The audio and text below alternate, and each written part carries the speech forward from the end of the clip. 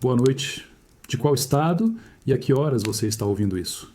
Imagine uma região montanhosa ao norte da Grécia por volta do ano 356 a.C. Um lugar que, para os sofisticados atenienses e espartanos, era visto como o quintal do mundo grego, a Macedônia. Seus habitantes eram considerados rústicos, quase bárbaros. Eles falavam um dialeto grego diferente, não viviam em cidades-estado democráticas e eram governados por um rei com poder absoluto, algo que parecia antigo para o restante, da Hélade. Esse reino, visto com certo desdém, era comandado por um homem genial e implacável, o rei Filipe II. Ele não era um filósofo ou um poeta, mas um estrategista militar e um político ambicioso que estava transformando a Macedônia numa potência. Filipe reformou o exército, criou uma nova formação de batalha e tinha um sonho claro: unificar a Grécia, que vivia em guerras internas, sob seu comando, para depois se voltar contra o gigantesco Império Persa, o inimigo comum de todos os gregos. Ao seu lado, ou talvez em oposição a ele, estava a rainha Olímpia. Ela não era Macedônia, mas de um reino vizinho, e era uma figura intensa e mística. Olímpia era devota de cultos religiosos misteriosos, e as lendas diziam que ela dormia com cobras em seu quarto, como parte de seus rituais. A relação entre ela e Filipe era uma tempestade de paixão e poder, uma união política que gerava mais atritos do que paz no palácio. Foi nesse cenário, entre a ambição fria de um pai e a intensidade mística de uma mãe, que nasceu o príncipe herdeiro, Alexandre. Ele não era apenas o filho de um rei, era o filho de um projeto de poder. Desde o berço, Alexandre carregava o peso de duas naturezas opostas e a missão de liderar um povo que, apesar de forte, ainda precisava conquistar o respeito de seus vizinhos mais civilizados. A infância dele foi moldada por essa dualidade. Ele era grego, mas também um bárbaro aos olhos de muitos. Ele era o herdeiro de um reino em ascensão, mas que ainda era visto como secundário. Essa contradição seria a força motriz de toda a sua vida, uma necessidade constante de provar que ele e o povo da Macedônia não eram apenas iguais, mas superiores a todos que um dia duvidaram deles. É curioso pensar como a história de uma das figuras mais famosas de todos os tempos começa assim, com uma espécie de complexo de inferioridade. Não nas colunas de mármore de Atenas, mas em uma terra de guerreiros que precisava provar seu valor ao mundo. Talvez a necessidade de se provar seja o combustível mais poderoso que existe. Crescer no palácio de Pela, a capital da Macedônia, era como viver no centro de um furacão emocional e político. Para o jovem Alexandre, o mundo era definido por duas forças opostas e igualmente poderosas: seu pai, o rei Filipe II, e sua mãe, a rainha Olímpia. Eles não eram apenas pais, eram os arquitetos rivais da alma do futuro rei. Filipe era a personificação da ambição terrena. Um gênio militar e um político calculista, ele via o filho como sua maior obra. Queria moldar Alexandre à sua imagem, um líder pragmático, um general invencível, o futuro unificador da Grécia. Mas Filipe estava quase sempre ausente, liderando exércitos em campanhas distantes. Sua influência vinha na forma de expectativas, de uma pressão silenciosa para que o filho fosse forte, inteligente e, acima de tudo, digno do trono que ele estava construindo com ferro e sangue. Em contraste, Olímpia era a personificação da ambição mística. Enquanto o marido conquistava terras, ela tentava conquistar a mente do filho. Com sua personalidade magnética e suas crenças fervorosas, Olímpia sussurrava histórias grandiosas para Alexandre. Ela o lembrava constantemente que, pelo lado dela, ele descendia de Aquiles, o maior herói da guerra de Troia. Algumas fontes antigas sugerem que ela foi ainda mais longe, insinuando que o verdadeiro pai de Alexandre não era Filipe, mas o próprio deus Zeus. Imagine o peso disso para uma criança. De um lado, um pai que exigia perfeição no mundo real, nos campos de batalha e nas negociações políticas. Do outro, uma mãe que o convencia de que ele pertencia a um mundo divino, destinado a uma glória que nenhum mortal jamais alcançou. Essa dualidade não era pacífica. O palácio era palco de uma guerra fria entre o rei e a rainha, e Alexandre era o território em disputa. Essa criação dividida forjou um jovem de complexidade única. Ele aprendeu a estratégia e a lógica com os tutores escolhidos por seu pai, mas também absorveu a crença inabalável em seu próprio destino, alimentada por sua mãe. Ele era, ao mesmo tempo, um príncipe calculista e um sonhador que se via como um semideus, um homem com um pé na terra e outro no Olimpo.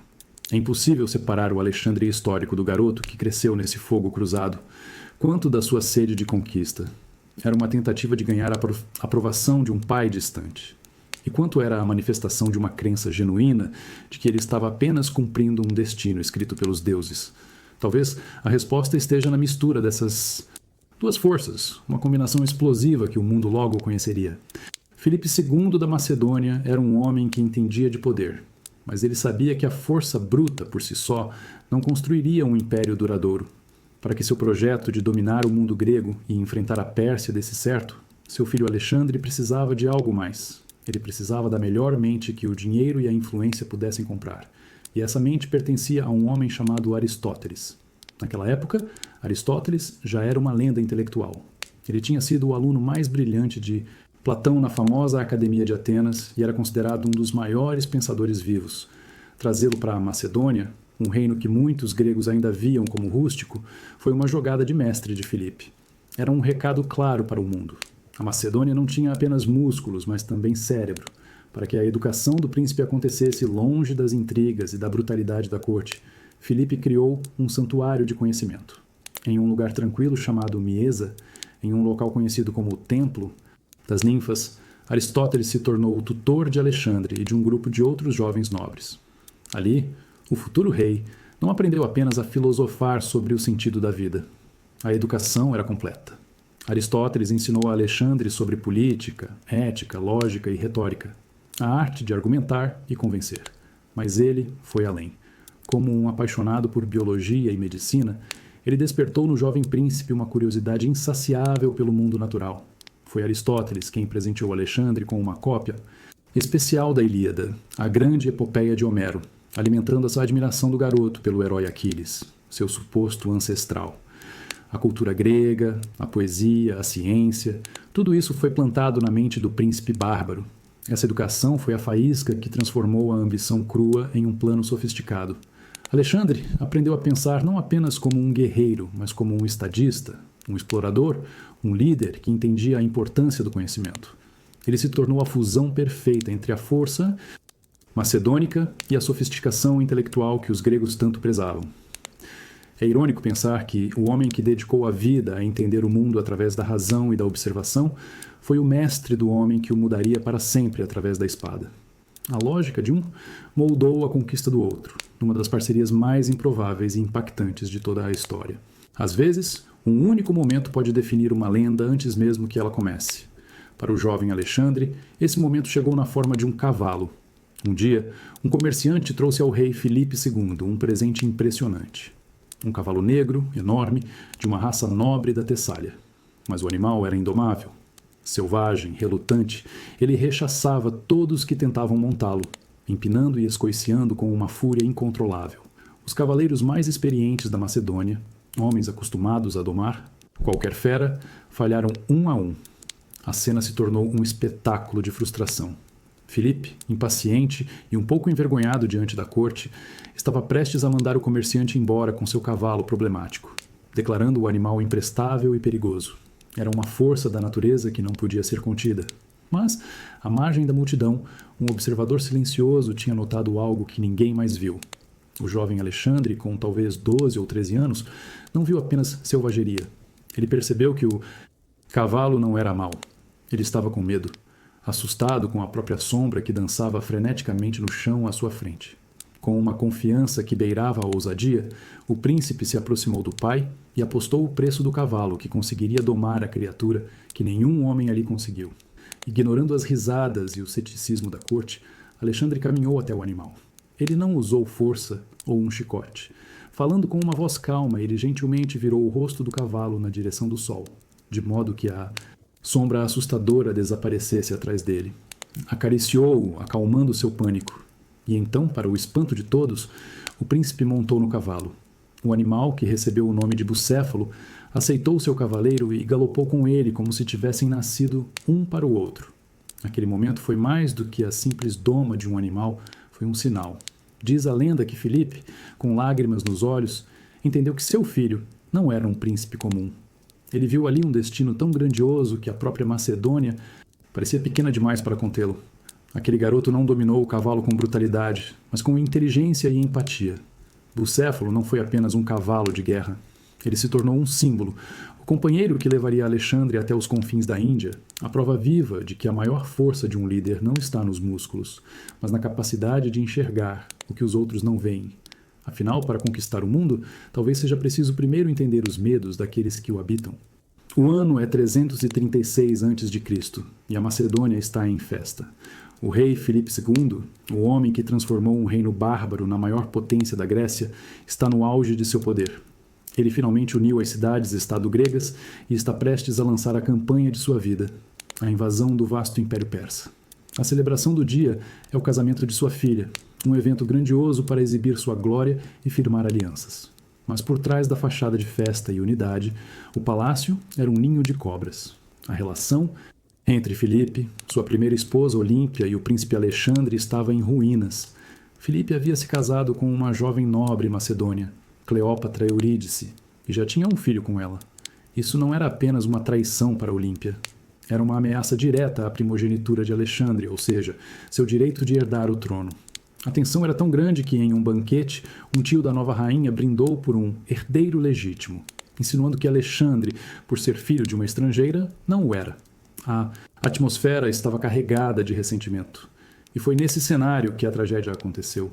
Durante uma procissão grandiosa, a caminho do teatro para as festividades, Filipe caminhava com uma confiança quase divina. Querendo se mostrar acessível e poderoso, ele dispensou seus guarda-costas para que andassem a uma certa distância, deixando-o momentaneamente desprotegido no meio da multidão. Foi um erro fatal. Do nada, um homem chamado Pausanias, um de seus próprios guardas de confiança, avançou e cravou uma adaga no peito do rei. O caos foi instantâneo. Filipe caiu morto no chão, e o assassino tentou fugir para um cavalo que o esperava. Mas ele tropeçou. Foi alcançado por outros guardas e morto no local, antes que pudesse dizer uma única palavra sobre seus motivos ou seus mandantes. A morte de Pausanias selou o mistério. Ele tinha um rancor pessoal contra Filipe, mas poucos acreditavam que ele agiu sozinho. As suspeitas imediatamente recaíram sobre a rainha Olímpia, que tinha o maior motivo do mundo para querer o marido morto. E sobre Alexandre, o jovem príncipe de 20 anos que estava ali assistindo a tudo. Ele era agora o rei, o maior beneficiado pela morte do pai. A morte de um rei é sempre o nascimento de outro. Mas naquele dia, em meio ao sangue e à confusão, ninguém sabia se o novo rei era uma vítima da tragédia ou um de seus silenciosos arquitetos. A coroa agora pesava sobre a cabeça de Alexandre, manchada pela dúvida. Com o corpo de Filipe II ainda quente e o assassino silenciado para sempre, Alexandre, aos 20 anos, não teve tempo para luto ou para dúvida. Ele sabia que no xadrez brutal da política macedônia, um rei morto cria um vácuo de poder, e vácuos são preenchidos por sangue. Ele precisava agir com uma velocidade e uma frieza que desmentissem sua pouca idade. Seu primeiro movimento foi em direção ao exército.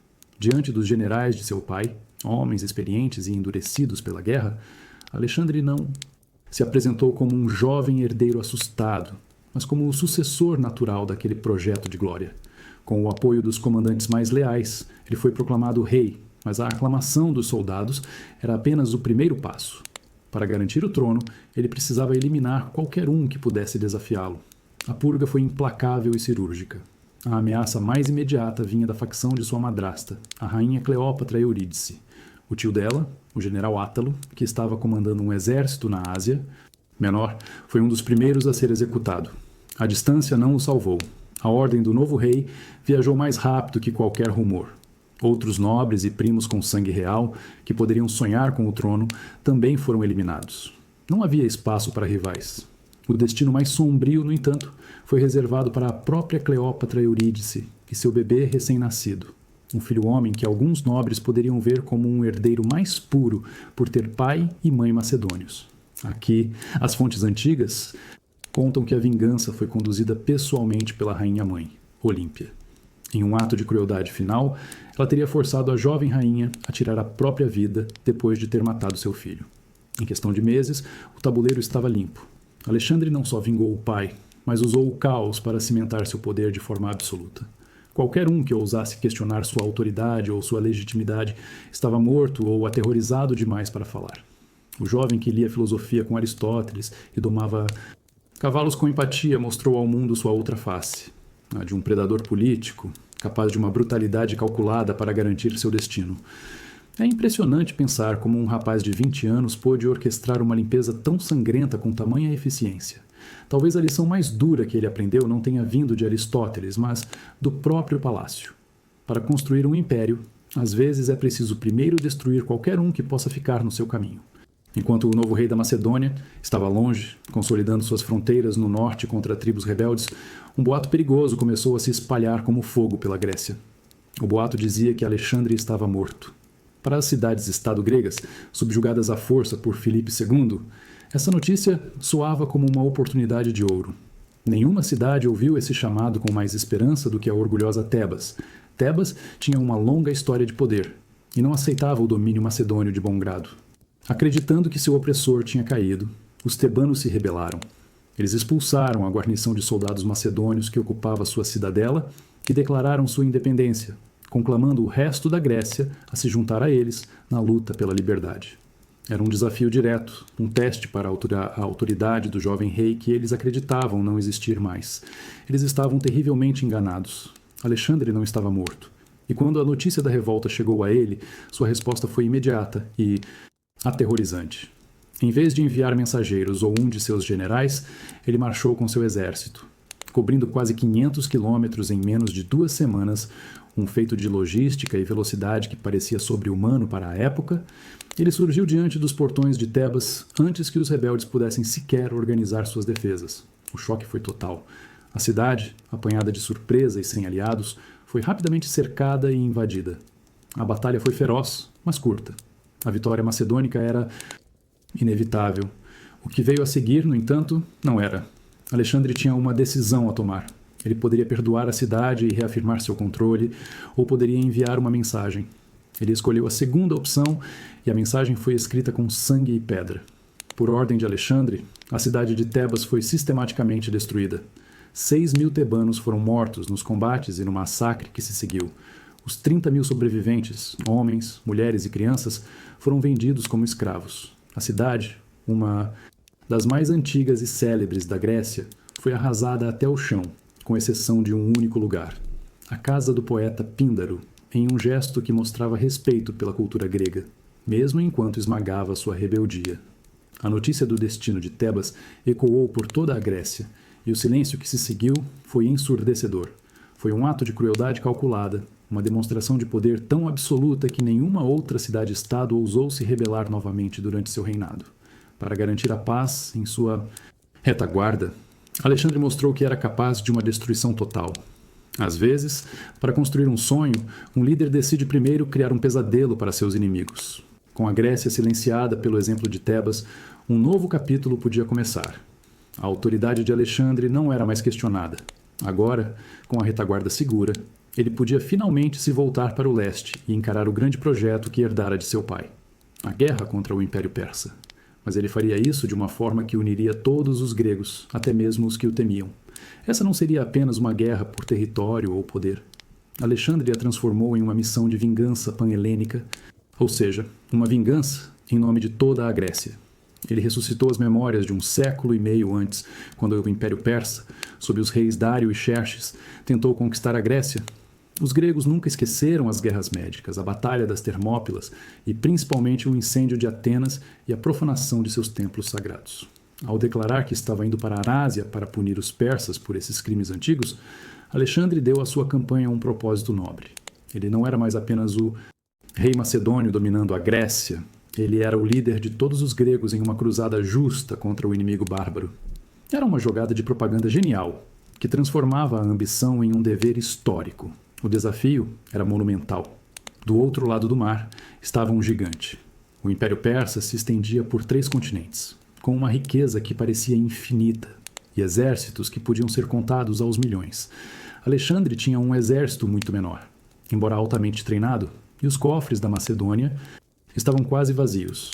Ele estava apostando tudo em uma única campanha, onde a derrota não era uma opção. Antes de partir, em 334 a.C., ele fez um gesto que se tornaria lendário. Para garantir a lealdade de seus generais e mostrar sua total confiança na vitória, ele distribuiu quase todas as terras, propriedades e fontes de renda da coroa macedônica entre seus homens. Ele estava literalmente dando seu reino antes mesmo de conquistar outro. Quando um de seus generais, perplexo. Perguntou o que ele havia guardado para si mesmo. A resposta foi simples e poderosa. Ele guardara apenas suas esperanças. Esse ato de desapego total era um sinal de sua fé inabalável em seu próprio destino. Ele não precisava de um plano B. Ao cruzar o estreito de Helesponto para a Ásia, ele não estava apenas iniciando uma guerra, estava queimando todas as pontes atrás de si, apostando seu futuro e o de todo o mundo ocidental, em nada mais do que sua própria ambição. A primavera de 334 a.C. marcou o início de tudo. Uma frota com mais de 100 navios se reuniu na costa europeia, transportando um exército de dezenas de milhares de macedônios e gregos. O objetivo? Cruzar o Helesponto, a estreita faixa de mar que hoje chamamos de Dardanelos e que separa a Europa da Ásia. Era o ponto de não retorno. Alexandre não era um rei que comandava à distância. A bordo de seu navio almirante, as fontes dizem que ele mesmo tomou o timão, guiando a frota em direção ao continente inimigo. Ele queria ser o primeiro. No meio da travessia, ele realizou sacrifícios aos deuses do mar, pedindo uma passagem segura e a vitória na guerra que estava por vir. Sua crença em seu destino divino era uma arma tão poderosa quanto qualquer espada. Quando a costa asiática finalmente surgiu no horizonte, Alexandre se preparou para um ato simbólico que ecoaria pela história. Ainda a uma certa distância da praia, ele se armou por completo. Então, enquanto o navio se aproximava, ele foi o primeiro homem a saltar para a terra. E ali, de pé no solo do Império Persa, ele arremessou sua lança, que se cravou fundo na areia. Era um antigo ritual de conquista. Com aquele gesto, ele declarava que a Ásia agora lhe pertencia por direito de lança. Mas o primeiro destino de Alexandre no novo continente não foi um acampamento militar ou uma fortaleza inimiga. Foi um lugar de fantasmas e heróis, as ruínas de Troia. Para qualquer outro general, seria um desvio sem sentido. Para Alexandre, era uma peregrinação. Aquele era o palco da lendária Guerra de Troia, imortalizada na Ilíada de Homero, o livro que ele carregava para todo lugar. Lá, ele prestou homenagens no suposto túmulo de Aquiles, seu herói ancestral mítico, e no túmulo de Patroclo, o amigo inseparável do herói. Ele estava se conectando com o passado, se inserindo na maior de todas as histórias gregas. Ele não era apenas um rei invadindo um território. Era um novo Aquiles, chegando para cumprir seu destino. Épico. A invasão da Ásia não começou com uma batalha, mas com um ato de teatro e fé. Alexandre estava mostrando a seus homens, aos seus inimigos e talvez a si mesmo que aquela não era uma guerra comum. Era a continuação de uma lenda. E para liderar homens em uma jornada impossível, talvez o primeiro passo seja convencê-los de que eles não são meros mortais, mas parte de algo muito maior. Depois dos rituais e das homenagens em Troia, era a hora da guerra de verdade. Os líderes persas da região, os sátrapas, que eram como governadores locais do império, não subestimaram a ameaça, mas cometeram um erro fatal. Eles subestimaram o homem que a liderava. Reuniram um exército considerável, incluindo uma força de elite de mercenários gregos, e decidiram esperar por Alexandre nas margens do rio Grânico. A estratégia persa parecia sólida. Eles se posicionaram no topo da margem oposta, uma posição elevada e defensiva. Qualquer exército que tentasse atravessar o rio estaria em completa desvantagem, lutando para subir um terreno íngreme e lamacento sob uma chuva de flechas e lanças. Era um convite para o desastre. O experiente general de Alexandre, Parmênio, viu o perigo e aconselhou o rei a esperar, a acampar e atacar na manhã seguinte. Era o conselho lógico, um movimento seguro. Mas Alexandre não era um homem de movimentos seguros. Para ele, a hesitação era uma forma de derrota. Ignorando o conselho, ele ordenou um ataque imediato. Em um dos atos de liderança mais ousados da história, ele não enviou suas tropas primeiro. Ele mesmo, montado em seu cavalo bucéfalo e usando um capacete com plumas brancas que o tornavam um alvo inconfundível, liderou a carga da cavalaria de elite através do rio. O que se seguiu foi um caos de água, lama e aço. Os macedônios lutavam desesperadamente para firmar os pés na margem escorregadia, enquanto os persas os atacavam de cima. No Pissô, centro da fúria, Alexandre era um furacão. Ele se lançou contra os nobres persas e a batalha se tornou uma série de duelos pessoais. Em um momento crítico, ele teve sua lança quebrada e seu capacete danificado. Um nobre persa se aproximou por trás com o machado erguido para o golpe final. Mas em uma fração de segundo, Clito, o negro, um dos amigos de infância e oficiais de Alexandre, decepou o braço do atacante, salvando a vida de seu rei. Esse ato de coragem virou a maré. A liderança suicida de Alexandre inspirou seus homens. A linha persa, que dependia de seus líderes, quebrou quando muitos deles foram mortos, vários pelas mãos do próprio Alexandre. A cavalaria fugiu, deixando os mercenários gregos sozinhos e cercados. Para eles, não houve piedade. Alexandre os via como traidores da causa grega e ordenou um massacre. A vitória em Grânico foi mais do que um sucesso militar. Foi uma declaração. Alexandre provou que sua audácia não era imprudência, mas uma arma. Ao arriscar tudo, ele ganhou tudo, abrindo o caminho para o coração da Ásia. O rei de 22 anos mostrou ao mundo que não esperaria pelas oportunidades. Ele as criaria, mesmo que tivesse que atravessar um rio impossível para isso. Depois da vitória em Grânico, o caminho de Alexandre pela Ásia Menor, a atual Turquia, parecia aberto. Cidade após cidade se rendia ao jovem rei. No inverno de 333 a.C., ele e seu exército chegaram a um lugar chamado Górdio, uma cidade antiga, com uma lenda que era mais famosa que seus muros e mais desafiadora que qualquer exército. No coração da cidade havia uma relíquia, uma velha carroça de guerra. Amarrada a um poste estava o famoso nó górdio. Não era um nó comum, era um emaranhado impossível de cordas feitas de casca de árvore, sem pontas visíveis, um quebra-cabeça que desafiava a mente e a paciência de todos que o viam. E ele vinha com uma promessa grandiosa, uma antiga profecia vinda de um oráculo, uma fonte de sabedoria divina para os povos da época. Dizia que quem conseguisse desatar aquele nó se tornaria o senhor de toda a Ásia. Claro que Alexandre, com sua fé inabalável no próprio destino, não podia ignorar um desafio como aquele. Diante de uma multidão de macedônios e locais, ele se aproximou da carroça. Ele examinou o nó, tentou encontrar uma ponta, uma brecha, mas o emaranhado era perfeito em sua complexidade. Por um momento, pareceu que ele, como tantos outros antes, iria falhar, derrotado por um simples pedaço de corda. Mas a paciência nunca foi uma das virtudes de Alexandre. Frustrado, ou talvez iluminado por uma ideia genial, ele percebeu que a profecia não especificava como o nó deveria ser desfeito. Ele sacou sua espada e, com um único golpe poderoso e preciso, cortou o nó ao meio, expondo as pontas e resolvendo o problema em um instante. O ato chocou a todos. Não foi a solução que esperavam, mas era inegavelmente uma solução. Naquela noite, uma tempestade com raios e trovões iluminou o céu, o que foi interpretado como um sinal de que os deuses aprovavam o feito. O gesto de Alexandre se tornou uma metáfora para sua própria vida. Ele não era um homem que desvendava problemas com paciência. Ele os cortava pela raiz, com audácia. Ele ensinou ao mundo, e talvez a si mesmo, que alguns desafios não são feitos para serem resolvidos com as regras existentes. Às vezes, para cumprir um grande destino, é preciso ter a coragem de criar suas próprias regras e, se necessário, usar a espada para abrir o caminho. Com o nó górdio cortado e a profecia a seu favor, Alexandre não perdeu tempo. Ele retomou sua marcha, movendo seu exército para o sul, ao longo da costa da Anatólia. Essa região, conhecida como Iônia, era especial. Era habitada por cidades que eram gregas em sua alma, língua e cultura, como Éfeso, Mileto e Halicarnasso, mas que viviam há gerações sob o domínio do Império Persa. A chegada de Alexandre a essas cidades foi uma aula de política e propaganda. Ele não se apresentou como um conquistador estrangeiro, mas como um irmão grego que vinha cumprir a promessa de vingança e, mais importante, de liberdade. Os persas governavam essas cidades apoiando tiranos locais, ou seja, líderes autoritários que eram leais a eles. Alexandre, ao contrário, fez uma promessa revolucionária. Ele iria depor esses tiranos e restaurar a democracia, a forma de governo que os gregos tanto valorizavam. A reação foi imediata.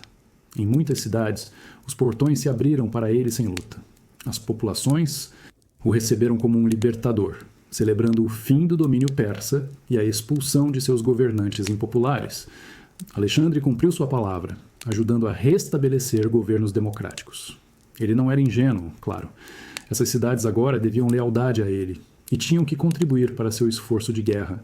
Mas a troca da tirania pela liberdade, mesmo que sob a proteção de um novo poder, era uma troca que a maioria aceitou de bom grado. Mas nem tudo foi um passeio pacífico. Cidades com fortes guarnições persas, como Mileto e principalmente Halicarnasso, resistiram ferozmente. Halicarnasso, com suas muralhas imponentes e defendida por um exército de mercenários, se tornou o primeiro grande cerco da campanha de Alexandre. A luta foi dura e demorada, mas no final, a engenharia militar macedônica e a determinação de seu rei prevaleceram. Ao final dessa campanha costeira, a estratégia de Alexandre se revelou brilhante. Ele não apenas conquistou um território vital, mas também neutralizou a maior vantagem de seus inimigos, a poderosa frota persa. Ao tomar todos os seus portos na Ásia Menor, ele deixou os navios persas sem lugar para ancorar, reabastecer ou reparar. Ele venceu a guerra no mar sem precisar de uma grande batalha naval. É fascinante pensar nesse jovem rei como um libertador. Ele ofereceu liberdade, mas era uma liberdade com suas condições. Ele trocou um mestre distante por um novo, muito mais próximo e poderoso. Será que a liberdade é menos doce quando é um presente de um novo protetor, mesmo que ele fale a sua língua e lute por sua cultura? A notícia da ousadia de Alexandre, do nó górdio cortado e das cidades gregas libertadas finalmente chegou aos ouvidos do homem mais poderoso do mundo, Dário III, o grande rei da Pérsia. O tempo de enviar governadores e sátrapas tinha acabado. Aquele jovem macedônio não era uma simples rebelião na fronteira. Era uma ameaça existencial. Agora, era pessoal. Dário reuniu um exército colossal, uma força tão vasta que as fontes antigas falam em centenas de milhares de homens, vindos de todos os cantos do seu império. Ele mesmo marcharia para esmagar o invasor, e em uma manobra estratégica brilhante, Dário conseguiu passar pelas montanhas e se posicionar atrás do exército de Alexandre, cortando suas linhas de suprimento. O caçador, de repente, virou a caça. Alexandre estava encurralado, mas a genialidade de Dário se transformou em seu maior erro. Ao forçar a batalha, ele escolheu o local. Uma planície estreita perto da cidade de Isso, espremida entre as montanhas e o mar.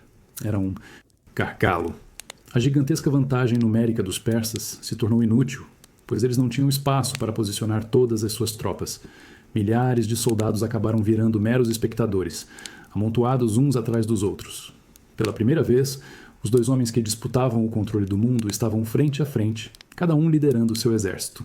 De um lado, Dário, em sua suntuosa carruagem de guerra, cercado por sua guarda de elite, os imortais. Do outro, Alexandre, a cavalo, na linha de frente com sua cavalaria de companheiros. A batalha começou, e o plano de Alexandre era, como sempre, direto e audacioso. Fiel ao seu estilo, ele não atacou os flancos ou tentou uma manobra complexa. Ele mirou no coração. Com sua cavalaria, ele liderou uma carga devastadora em um ângulo, rompendo a linha persa e galopando diretamente em direção a Dário III. O objetivo era claro: decapitar o exército, matando ou capturando seu rei. O grande rei, em seu posto de comando elevado, viu aquele demônio. Loiro galopando em sua direção, abrindo caminho através de seus melhores homens como se fossem nada. Ele viu a lança de Alexandre, o olhar determinado, a fúria da carga. E naquele momento, o homem mais poderoso da terra sentiu medo.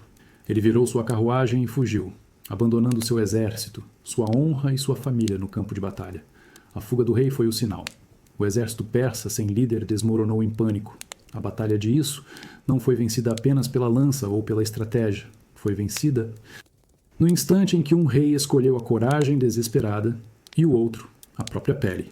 Às vezes, o destino de impérios não é decidido por números, mas pelo espírito de um único homem. A fuga de Dário III deixou um vácuo no campo de batalha, e a vitória macedônia se tornou uma carnificina. Enquanto o grande rei galopava desesperadamente para o leste, seu imenso acampamento, com toda a sua riqueza e segredos, ficou para trás, um prêmio para os vencedores. Ali, em meio ao luxo inimaginável, os soldados de Alexandre encontraram algo muito mais valioso que ouro: a família do rei. Na tenda real, abandonadas na pressa da fuga, estavam as mulheres mais importantes do império. Sisygambis, a mãe de Dário, a rainha estateira, sua esposa e suas filhas. Para elas, o futuro era aterrorizante.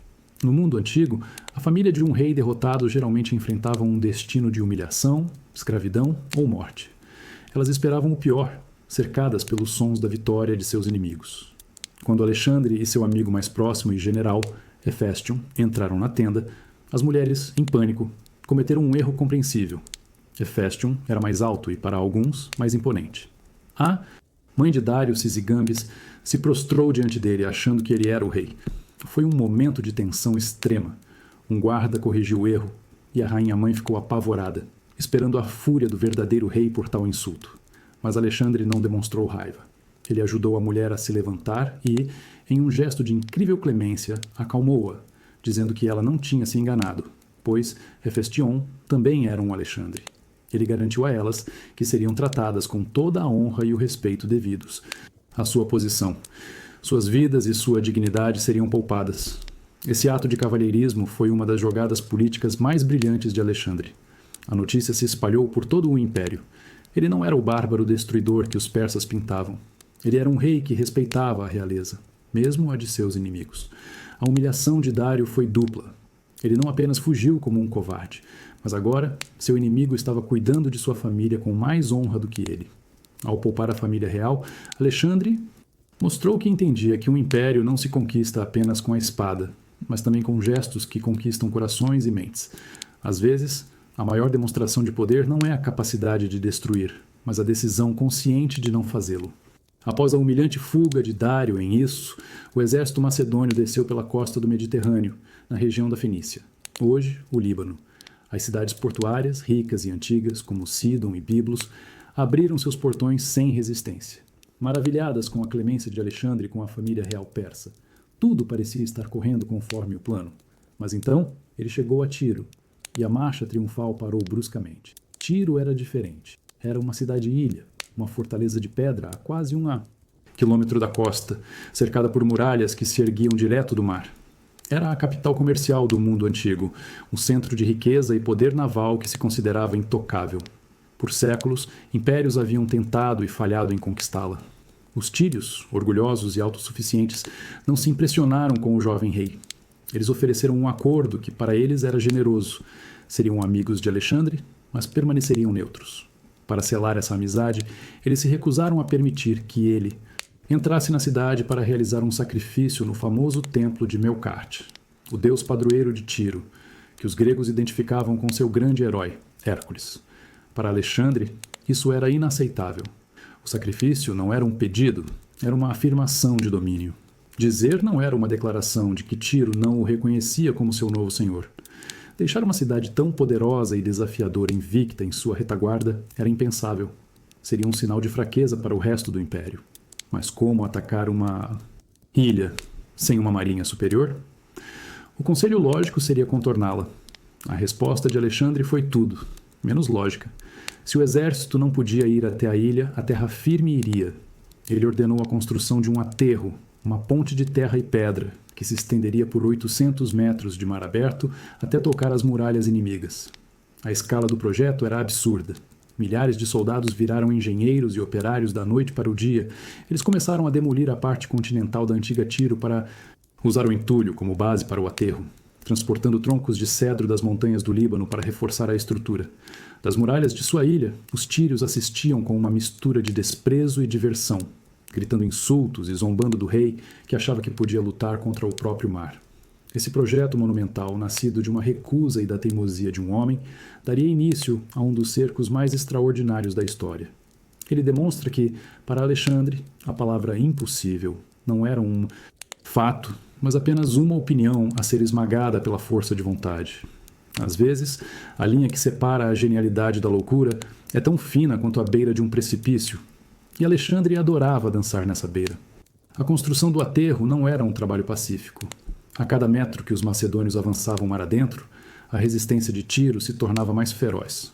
Das muralhas e de seus ágeis navios de guerra, os tírios lançavam flechas, pedras e projéteis flamejantes sobre os trabalhadores que se tornavam alvos fáceis.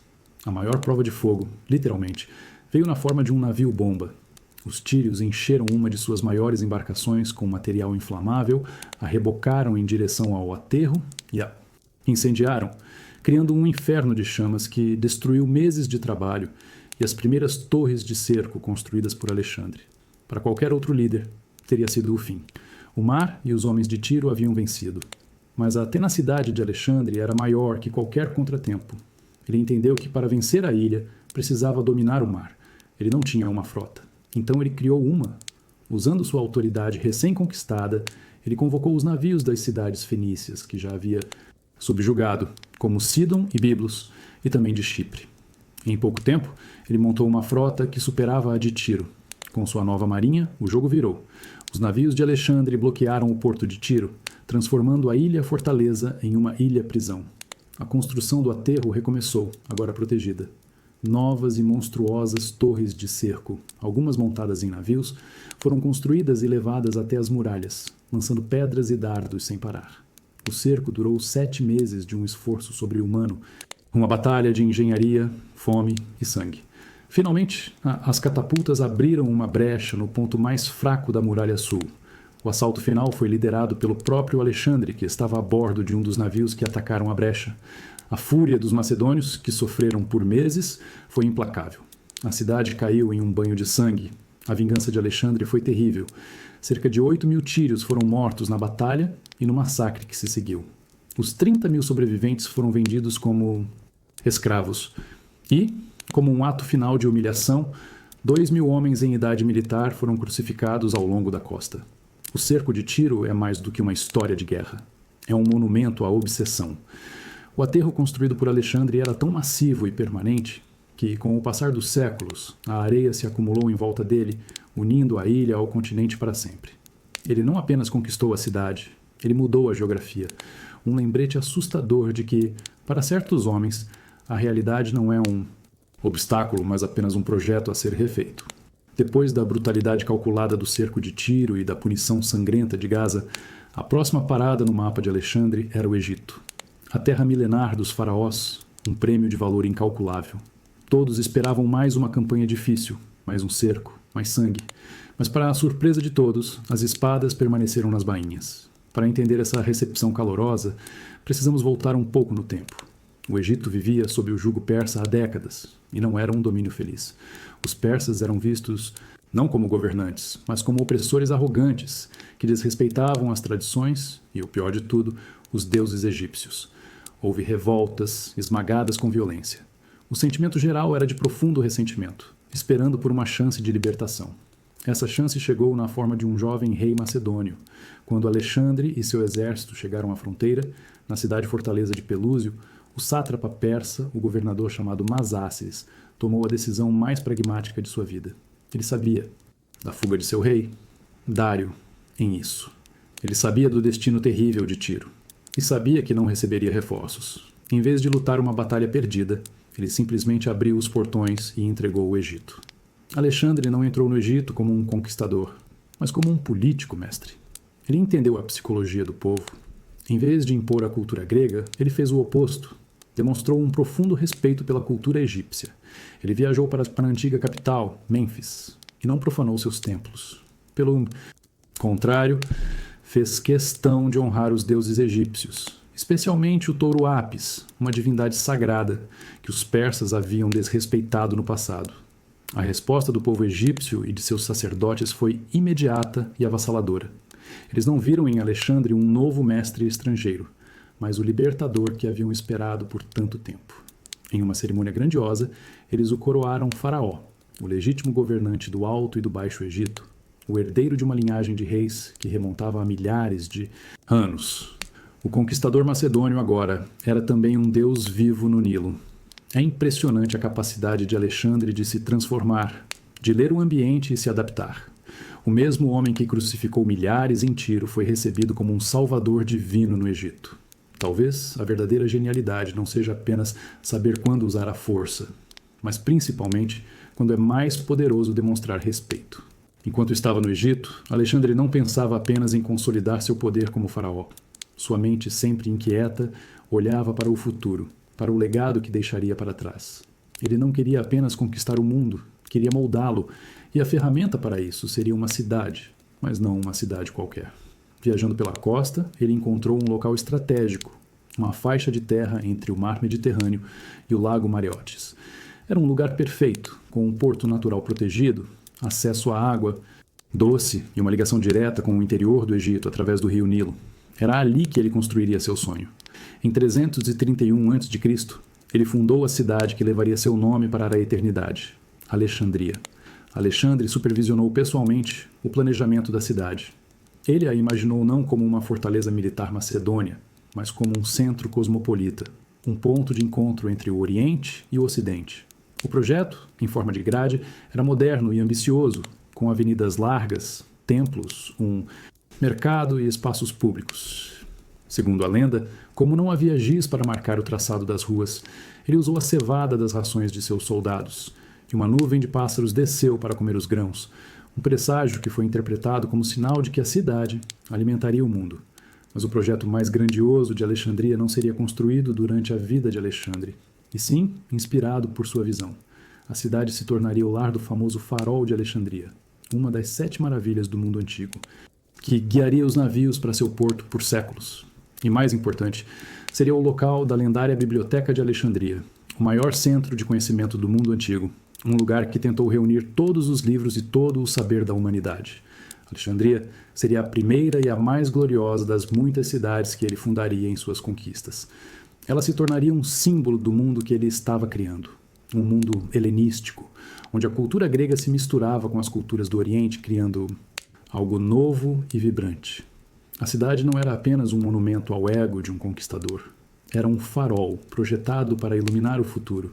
É impressionante como um homem de guerra, cuja vida era dedicada à conquista, teve a visão de criar um lugar que se tornaria o maior centro de paz e conhecimento de sua época.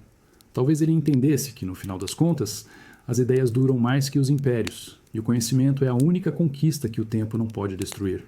Coroado faraó do Egito, Alexandre era, aos olhos de seus novos súditos, um deus na terra. Mas para o próprio Alexandre, o poder terreno parecia insuficiente para responder a uma pergunta que o assombrava desde a infância, um sussurro de sua mãe Olímpia. Quem era seu verdadeiro pai? Buscando uma resposta definitiva, ele decidiu fazer algo que nenhum de seus generais entendia: uma peregrinação perigosa. Seu destino era um dos lugares mais sagrados e remotos do mundo antigo, o Oásis de Siwa, localizado nas profundezas do deserto da Líbia. Ali ficava um oráculo, um lugar onde se acreditava que os sacerdotes podiam falar diretamente com o deus Zeus Amon. Essa divindade era uma fusão do deus grego Zeus com o poderoso deus egípcio Amon, um símbolo perfeito do mundo que Alexandre estava criando. A jornada para lá era considerada uma loucura. Para chegar a Siwa, era preciso cruzar centenas de quilômetros de um deserto implacável, sem estradas ou fontes de água, onde exércitos inteiros já haviam desaparecido, engolidos por tempestades de areia. Alexandre e um pequeno grupo seguiram em frente, enfrentando o calor escaldante e a sede. As lendas contam que, quando estavam prestes a morrer de desidratação, uma chuva milagrosa caiu, e quando se perderam, 2 corvos, ou em outras versões, 2 cobras, apareceram para guiá-los em segurança até o oásis. Quando finalmente chegou ao templo, um lugar verdejante em meio a um mar de areia, o que aconteceu a seguir cimentou seu destino. A primeira saudação do sumo sacerdote, o porta-voz do Deus, não foi para um rei, mas para um parente divino. Ele o saudou como filho de Amon, a confirmação que Alexandre buscou por toda a vida. Depois, Alexandre entrou sozinho no santuário mais sagrado para uma consulta particular. O que foi perguntado e o que foi respondido naquele momento permaneceu um segredo guardado para sempre. Ele teria perguntado se seu pai, Filipe, fora vingado, ou se ele conquistaria o mundo, ou, a pergunta mais provável de todas, se ele era mesmo filho de um deus. Ele nunca revelou os detalhes, apenas disse que as respostas o agradaram. Ele saiu do templo com uma serenidade e uma convicção que mudariam tudo. É fascinante pensar no peso de uma revelação como essa. O que acontece quando um homem que já se acredita especial ouve de uma fonte divina que ele é, de fato, um Deus? Será que ele passa a acreditar nisso completamente? E como um Deus lidera um exército de homens mortais que ainda o veem apenas como seu rei? Alexandre deixou o oásis de Siwa como um homem transformado. A jornada pelo deserto e a revelação do oráculo não apenas confirmaram o que sua mãe lhe dizia desde criança, mas deram a ele uma nova e assustadora camada de autoconfiança. Ele não era mais apenas o herdeiro de Filipe II ou o descendente de Aquiles. Ele era, oficialmente, o filho de um deus. Essa revelação teve consequências imediatas, tanto para ele quanto para os homens ao seu redor. Para Alexandre, a crença em sua divindade se tornou uma força motriz ainda mais poderosa. Suas ambições, que já eram gigantescas, agora não tinham mais limites. Como um deus poderia falhar? Essa certeza o tornou ainda mais audacioso, mais disposto a correr riscos que pareceriam suicidas para qualquer mortal. No entanto, para seus companheiros macedônios, a história era diferente. A notícia da filiação divina de Alexandre foi recebida com uma mistura de admiração, ceticismo e, principalmente, desconforto. Eles haviam seguido um rei, um primeiro entre iguais, um amigo que lutava e sangrava ao lado deles. Agora, esse amigo começava a se ver como um ser superior. As primeiras fissuras começaram a aparecer entre Alexandre e seus generais mais antigos, homens que o conheciam desde criança e que não estavam dispostos a se curvar e adorar seu rei como um deus. Essa tensão se tornaria um dos grandes dramas do resto de sua vida. Alexandre começou a adotar costumes que não eram gregos, mas sim egípcios, e mais tarde, persas. Ele começou a exigir a prosquinesis, um ritual persa de se prostrar no chão diante do rei, algo que para um grego que só se prostrava diante dos deuses era um ato de humilhação inaceitável. Para Alexandre, era o respeito devido a um ser de sua estirpe. Para seus homens, era a prova de que ele estava se distanciando deles, se tornando um déspota oriental. A jornada a Sila marcou o ponto de virada na psicologia de Alexandre. Ele partiu como um rei macedônio em busca de respostas e voltou como um faraó-deus, que acreditava ter todas elas. A confirmação de seu destino divino o libertou das limitações humanas, mas também o isolou, colocando-o em um patamar onde poucos podiam alcançá-lo ou mesmo compreendê-lo. É um paradoxo fascinante. Ao se tornar mais do que um homem aos seus próprios olhos, ele arriscou perder a humanidade que o conectava com os homens que o tornaram grande. A busca pela divindade pode ser uma jornada solitária, e para Alexandre, o topo estava começando a ficar um lugar bem vazio. Enquanto Alexandre era coroado faraó e declarado filho de um deus, Dário III não estava parado. O rei persa, humilhado em isso, usou o tempo para reunir um segundo exército, ainda maior e mais aterrorizante que o primeiro. Ele convocou tropas de todos os cantos mais distantes de seu vasto império, da Báctria à Índia. Dessa vez, não haveria erros. O confronto final pelo destino da Ásia estava marcado. Dário escolheu o campo de batalha com cuidado extremo. Uma vasta planície perto de uma vila, chamada Gaugamela, no coração da Mesopotâmia, o atual Iraque. Ele mandou nivelar o terreno para que suas temidas carruagens com lâminas nas rodas pudessem operar com máxima eficiência. As fontes antigas falam de um exército de talvez 1 milhão de homens, um número provavelmente exagerado, mas que reflete a escala monumental da força persa. Era a última e maior aposta do grande rei. Alexandre, agora marchando para o leste, sabia que estava indo ao encontro de uma força que o superava em número de forma esmagadora. Na noite anterior à batalha, seu general mais experiente, Parmênio, sugeriu um ataque noturno surpresa para compensar a desvantagem numérica. Alexandre recusou. Sua resposta foi icônica. Ele não iria roubar uma vitória. Ele enfrentaria Dário em plena luz do dia para que o mundo visse quem era o verdadeiro rei. Em 1º de outubro de 331 a.C., os dois exércitos se encararam. O exército persa era uma muralha de homens e cavalos, que se estendia até onde a vista alcançava. Diante disso, Alexandre empregou uma das táticas mais geniais da história militar. Ele avançou com seu exército em um ângulo oblíquo, com seus flancos recuados para se proteger de ser cercado. Sua formação parecia estranha, quase como se estivesse marchando para longe da linha inimiga. Dário, confuso e impaciente, ordenou que sua cavalaria no flanco esquerdo atacasse para impedir o movimento de Alexandre. Isso criou exatamente o que Alexandre esperava: uma brecha na linha de frente persa. No exato momento em que o espaço se abriu, Alexandre, liderando sua cavalaria de elite, os companheiros, girou e mergulhou como uma lança naquela abertura, em uma carga fulminante direto para o centro do exército persa. O alvo era, mais uma vez, o próprio Dário. A cena de isso se repetiu, mas em uma escala muito maior. Dário, vendo aquela força imparável vindo em sua direção novamente, sentiu o mesmo pânico, e mais uma vez ele virou sua carruagem e fugiu. A fuga do rei foi o golpe de misericórdia. O maior exército já reunido no mundo antigo se desintegrou. A batalha de Gaugamela não foi apenas uma vitória, foi o fim do Império Persa como ele existia. Naquela planície, Alexandre não derrotou apenas um exército. Ele quebrou o espírito de um império que durava mais de 200 anos. O poder agora tinha um novo centro e o mundo um novo mestre. A vitória em Gaugamela não foi um acidente ou um milagre. Foi o resultado de uma estratégia tão brilhante quanto arriscada, que expôs a genialidade tática de Alexandre em seu estado mais puro. Vamos entender como ele fez isso. O exército de Alexandre tinha cerca de 47.000 homens, contra um número que poderia ser 5 vezes maior. Sabendo que um ataque frontal seria suicídio, ele precisava quebrar a lógica da batalha. Sua primeira grande sacada foi a formação em ângulo. Ao avançar na diagonal, para a direita, ele forçou a enorme linha persa a se esticar e se mover para acompanhá-lo, criando confusão e desordem em uma formação que dependia de sua coesão. O segundo elemento-chave foi a isca. O avanço oblíquo de Alexandre não era uniforme. Sua ala direita, liderada por ele, avançava mais rápido, quase como se fosse se desconectar do resto do exército. Isso atraiu a atenção da cavalaria persa, que viu ali uma oportunidade de flanquear e destruir a tropa macedônica. Era exatamente isso que Alexandre queria. Ao ordenar o ataque, o comandante persa abriu um buraco em sua própria linha de frente, entre a cavalaria que avançava e a infantaria que ficou para trás. Foi nesse momento, nesse espaço criado deliberadamente, que a genialidade de Alexandre se manifestou. Ele executou uma manobra que parecia impossível. Sua cavalaria de elite, os companheiros, que estava na ponta da formação, girou 90 graus e atacou como uma cunha diretamente nesse buraco. O alvo não era a infantaria ou a cavalaria inimiga, mas o centro nevrálgico de todo o exército, o posto de comando de Dário III.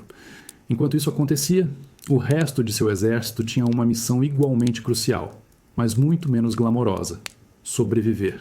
Sua ala esquerda, comandada pelo velho general Parmênio, estava sob uma pressão imensa, lutando desesperadamente para não ser engolida pela superioridade numérica persa. A formação de Alexandre, com os flancos recuados, foi projetada exatamente para isso, para aguentar o tranco e dar tempo para o golpe decisivo no centro. Era uma tática de dobrar sem quebrar. Quando Dário fugiu, a notícia se espalhou como uma onda de choque. O centro do exército persa entrou em colapso. O que era uma batalha se tornou uma perseguição. Alexandre, em um momento de disciplina incrível, teve que abandonar a caça a Dário para voltar e salvar sua ala esquerda, que ainda estava em apuros. Ele conseguiu, e a vitória foi completa. A Batalha de Gaugamela é um estudo de caso sobre como a inteligência pode superar a força bruta. Alexandre não venceu por ter mais homens ou melhores armas. Ele venceu porque entendeu a psicologia de seu oponente e usou a geometria do campo de batalha para criar uma oportunidade onde não existia nenhuma. Ele não lutou a batalha que Dário queria. Ele forçou Dário a lutar a batalha que ele havia desenhado em sua mente. Com a vitória esmagadora em Gaugamela, as portas do Império Persa se abriram para Alexandre. Ele marchou triunfalmente para as grandes capitais, a lendária Babilônia e a rica Susa. Nessas cidades, ele foi recebido não como um inimigo, mas como um novo governante, e tomou posse dos tesouros inimagináveis dos reis persas. Ele agora era, de fato, o senhor da Ásia, mas para um homem como Alexandre, isso não era suficiente. Enquanto ele governava e celebrava, Dário III, o antigo rei, era um fugitivo em seu próprio império. Ele escapou para o leste em direção às províncias mais remotas, na esperança de reunir um novo exército. Para Alexandre, a guerra não terminaria enquanto Dário estivesse vivo. A existência de um rei fugitivo era uma ameaça constante à sua legitimidade. Ele precisava capturar Dário, não necessariamente para matá-lo, mas para obter uma rendição formal, para que o mundo persa o reconhecesse como o sucessor legítimo, e não apenas como um usurpador estrangeiro. Assim começou uma das maiores perseguições da história. Alexandre deixou a administração de seu novo império para seus generais e se lançou em uma caçada implacável. Era uma obsessão. Ele empurrou seu exército aos limites da resistência humana, cruzando desertos escaldantes e passagens montanhosas congeladas, com uma velocidade que desafiava a lógica. Seus homens estavam exaustos, mas a determinação de seu rei era uma força da natureza que os arrastava para a frente. Enquanto isso, a autoridade de Dário se desfazia a cada dia. Seus próprios nobres e generais, que o acompanhavam na fuga, começaram a perder a esperança. Eles viam em Dário um rei que havia fugido 2 vezes do campo de batalha, um líder amaldiçoado pela derrota. Um de seus parentes e sátrapas mais poderosos, um homem chamado Besso, começou a conspirar. Para ele, Dário era um obstáculo. Talvez, ao se livrar do rei fracassado, eles pudessem negociar com Alexandre ou liderar uma nova resistência. A conspiração se concretizou. Dário foi traído por seus próprios homens, feito prisioneiro e arrastado em uma carroça coberta. A notícia chegou a Alexandre que, enfurecido com a traição, iniciou uma última e desesperada corrida. Com um pequeno destacamento de cavalaria, Ele cavalgou dia e noite, quase sem descansos, em uma tentativa final de alcançar seu rival antes que fosse tarde demais.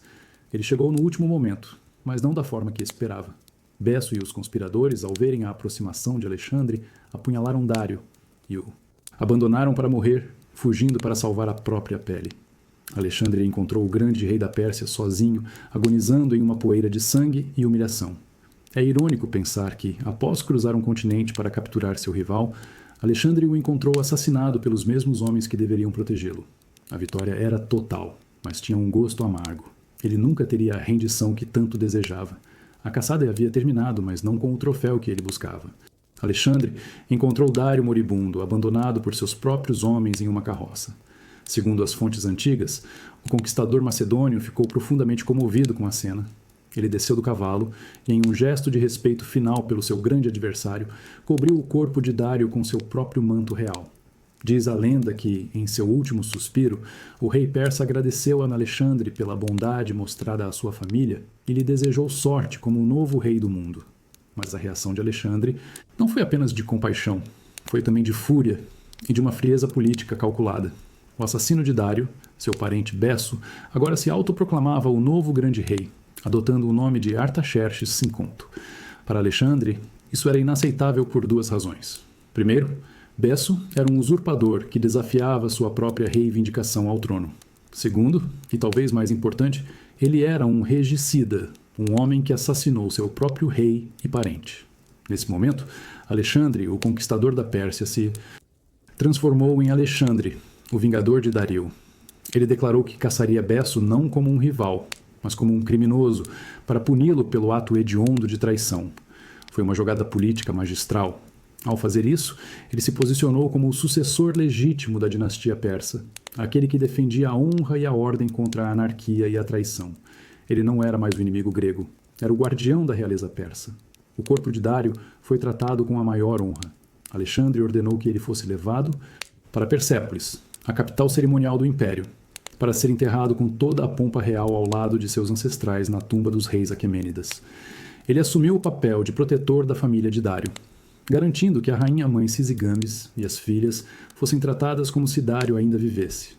Ele estava, de fato, se tornando mais persa que os próprios persas. A caçada a Besso se tornou a nova obsessão, levando Alexandre e seu exército ainda mais para o leste, para as terras selvagens da Báctria e da Sogdiana, o atual Afeganistão e Uzbequistão. A guerra havia mudado. Não era mais sobre conquistar um império, mas sobre impor a justiça e consolidar um novo tipo de poder. É curioso pensar que a morte do maior inimigo de Alexandre não lhe trouxe o alívio da vitória, mas um novo e complexo dever. Às vezes, o fim de uma jornada é apenas o começo de outra, muito mais complicada.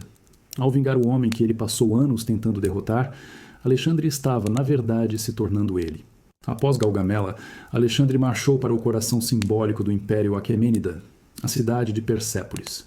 Não era uma capital administrativa como Babilônia, mas sim um centro cerimonial, uma joia arquitetônica construída para impressionar, o palco onde os grandes reis exibiam seu poder e recebiam tributos de todas as nações subjugadas.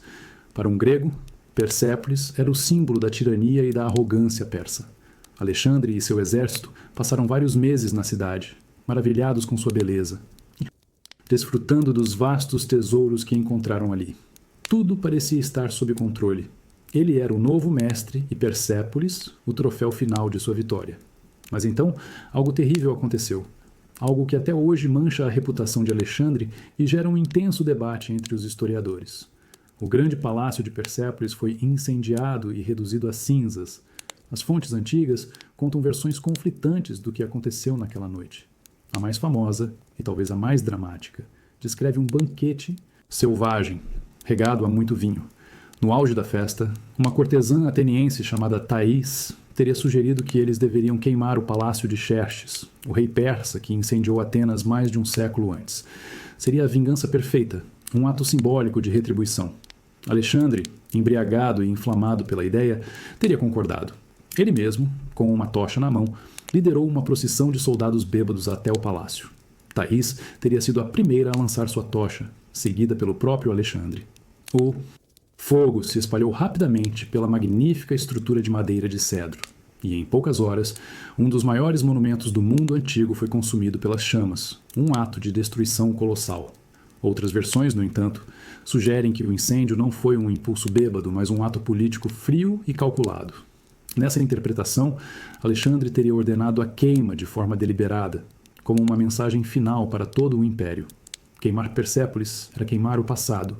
Era uma declaração de que a antiga dinastia estava morta e enterrada, e que uma nova era, a sua era, havia começado. Era o ponto final na guerra de vingança que ele havia prometido aos gregos. Vingança, loucura ou cálculo político? Talvez nunca saibamos a verdade. O que restou foram as ruínas enegrecidas de um esplendor que nunca mais seria visto. É uma lembrança sombria de que a mesma mão que pode construir uma Alexandria para iluminar o mundo é capaz de destruir uma Persépolis em uma noite de fúria. A linha entre o Criador e o Destruidor em Alexandre era assustadoramente fina. Independentemente do motivo, o incêndio de Persépolis foi um ponto de virada. As chamas que consumiram o palácio não destruíram apenas madeira e pedra, elas consumiram a própria razão da guerra. A vingança contra a Pérsia, o grande pretexto que uniu os gregos e lançou Alexandre na Ásia, estava agora completa, paga na mesma moeda. A partir daquele momento, a campanha de Alexandre perdeu seu propósito original. E agora? O ato de destruição teve consequências profundas e imediatas. Para os persas, foi o choque final, a prova de que seu mundo havia acabado. O coração de seu império, a fonte de seu orgulho, estava em ruínas. Qualquer esperança de uma restauração da antiga dinastia morreu junto com as chamas. O passado persa fora literalmente incinerado, abrindo caminho para o novo futuro que Alexandre queria construir. Para os gregos e macedônios no exército de Alexandre, a reação foi mista. Muitos celebraram a destruição como a vingança que tanto esperavam. Era o clímax de sua jornada, a recompensa por anos de sacrifício. Mas para outros, especialmente os generais mais velhos e pragmáticos, o incêndio foi um ato de vandalismo sem sentido. Eles viam Persépolis não como um símbolo a ser destruído, mas como um ativo a ser governado, parte de seu novo império. O fogo alienou muitos persas que poderiam ter se tornado aliados, e para o próprio Alexandre. As fontes dizem que, no dia seguinte, ao ver a escala da destruição sob a luz sóbria da manhã, ele se arrependeu. Ele teria percebido que cometeram um erro terrível, que destruíram uma maravilha que agora lhe pertencia. Seja verdade ou não, o ato o marcou. Mostrou um lado dele que não era apenas o do gênio militar ou do político astuto, mas o de um homem suscetível à paixão, à raiva e talvez à influência do álcool. O fogo de Persépolis foi o fim de uma era e o começo de outra. A guerra de vingança havia terminado. A partir dali, a jornada de Alexandre para o leste, para as terras desconhecidas da Ásia Central e da Índia, não seria mais em nome da Grécia. Seria uma jornada puramente pessoal, movida por sua insaciável curiosidade e sua ambição sem limites de alcançar os confins do mundo. É uma imagem poderosa. Um homem que, para cumprir seu objetivo, destrói o próprio troféu. Às vezes, o momento da vitória total é também o momento em que se perde o rumo. O que se faz quando a missão que definiu sua vida inteira está, de repente, completa? Para Alexandre, a resposta foi simples.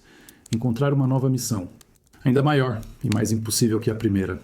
Com a Pérsia conquistada e seu vingador, Besso, ainda foragido, Alexandre levou seu exército para um território que nenhum conquistador ocidental jamais havia ousado penetrar.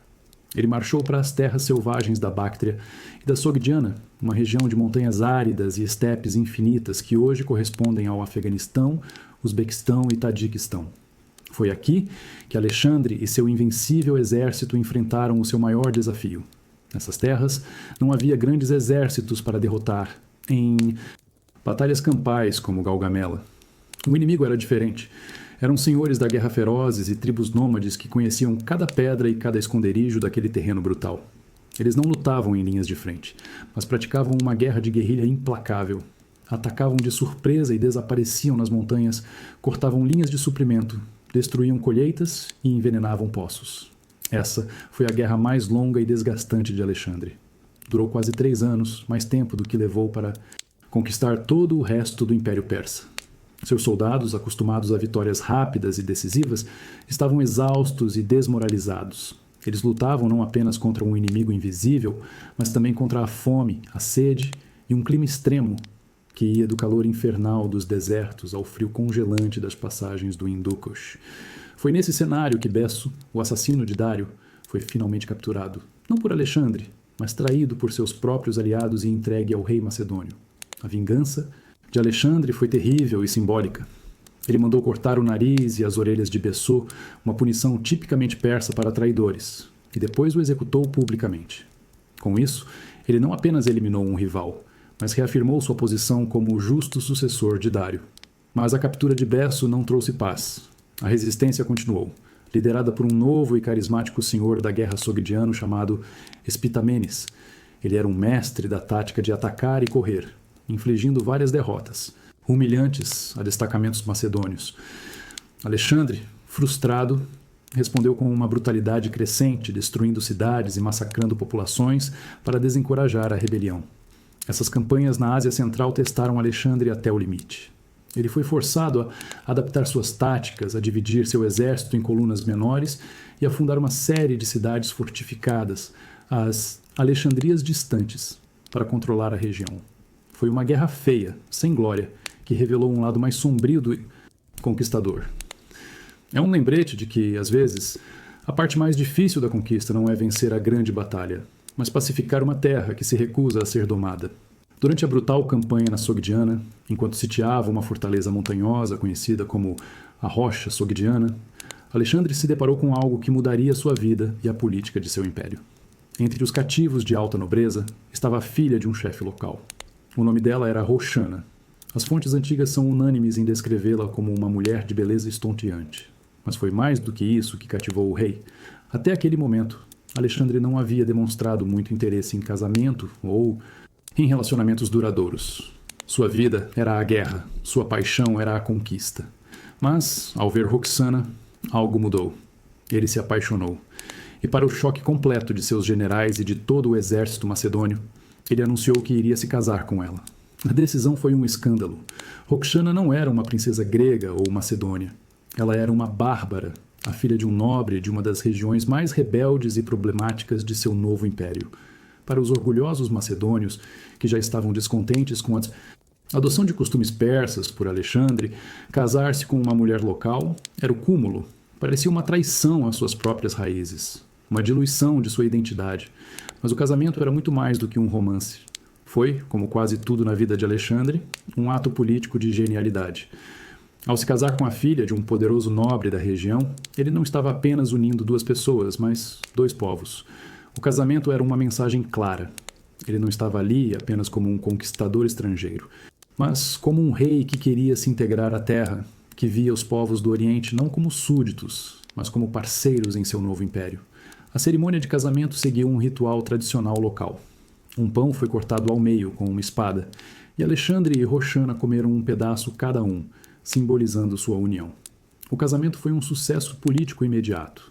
Ele ajudou a pacificar a região, pois o sogro de Alexandre se tornou um de seus aliados mais leais. A aliança selada pelo amor, ou pela paixão, foi mais eficaz do que qualquer batalha para encerrar a resistência na Báctria e na Sogdiana. Este casamento marcou o início da política de fusão de Alexandre, um projeto ambicioso para unir as culturas grega e persa. Ele queria criar uma nova elite governante mista, onde o mérito, e não a origem, determinaria o poder. Foi uma visão muito à frente de seu tempo, mas que causou um profundo ressentimento entre seus homens. É curioso como a história pode ser moldada por um encontro inesperado. O amor, ou a atração, por uma única mulher, mudou a estratégia de um império. Talvez Alexandre tenha entendido que, para governar um mundo diverso, o coração pode ser uma ferramenta política tão poderosa quanto a espada. À medida que Alexandre se aprofundava na cultura persa, casando-se com uma princesa local e exigindo rituais de adoração, a tensão com seus velhos companheiros macedônios crescia a cada dia. Eles, que o seguiram por desertos e montanhas, sentiam que estavam perdendo seu rei, que ele estava se tornando um déspota oriental. Essa tensão latente explodiu de forma trágica em uma noite de bebedeira na cidade de Maracanda. Durante um banquete, o álcool corria solto, e com ele, as línguas. Alguns bajuladores começaram a exaltar as conquistas de Alexandre, comparando-o a deuses e heróis e, ao mesmo tempo, diminuindo os feitos de seu pai, Filipe II. Para os veteranos macedônios, homens que lutaram e sangraram por Filipe, isso era um insulto intolerável. E ninguém sentiu isso mais profundamente do que Clito, o negro. Clito era mais do que um general. Era um amigo de infância de Alexandre, irmão de sua ama de leite, e o homem que havia salvado sua vida na batalha de Grânico, decepando o braço do persa que iria matar o rei. Ele era um macedônio da velha guarda, leal, orgulhoso e que não tinha medo de falar a verdade. Bêbado e furioso, Clito se levantou e começou a defender a memória de Filipe, lembrando a todos que as vitórias de Alexandre foram construídas sobre as fundações criadas por seu pai. A discussão esquentou. Alexandre, também bêbado e com o ego ferido, respondeu com sarcasmo. Clito, cada vez mais exaltado, começou a criticar abertamente a barbarização de Alexandre, sua adoção de costumes persas e o desprezo que ele demonstrava pelos velhos macedônios. Ele estendeu a mão e lembrou a Alexandre que foi aquela mão que o salvou. A discussão se transformou em uma troca de insultos amargos e pessoais na frente de toda a corte. Outros generais, percebendo o perigo, arrastaram Clito para fora da sala. Mas, em um acesso de raiva, ele conseguiu se soltar e voltar, gritando um verso de uma peça grega sobre os horrores da guerra, onde os mortos são mais felizes que os vivos que os governam.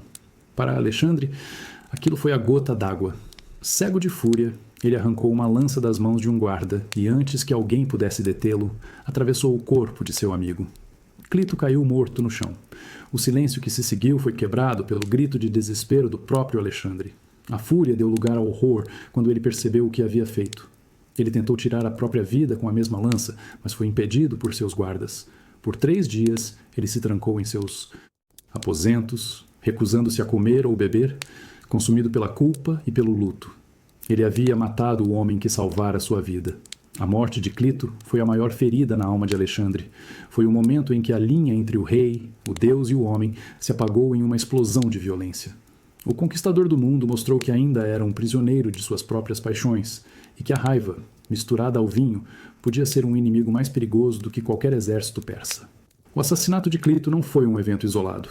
Foi o sintoma mais violento de uma doença que se espalhava pela corte de Alexandre, a desconfiança. Quanto mais Alexandre se comportava como um rei persa, mais seus leais macedônios se sentiam alienados. E quanto mais eles resistiam a essa mudança, mais Alexandre se tornava paranoico, vendo conspirações em cada sombra. Essa paranoia atingiu seu auge com a descoberta da chamada Conspiração dos Pagens. Os pagens eram jovens filhos de nobres, macedônios que serviam pessoalmente ao rei, uma espécie de guarda de honra e escola de futuros oficiais. Um desses pagens, Hermolau, sentiu-se humilhado após ser açoitado publicamente por ter matado um javali antes de Alexandre durante uma caçada. Buscando vingança, ele e um pequeno grupo de outros pagens planejaram assassinar o rei enquanto ele dormia. O plano falhou por um acaso.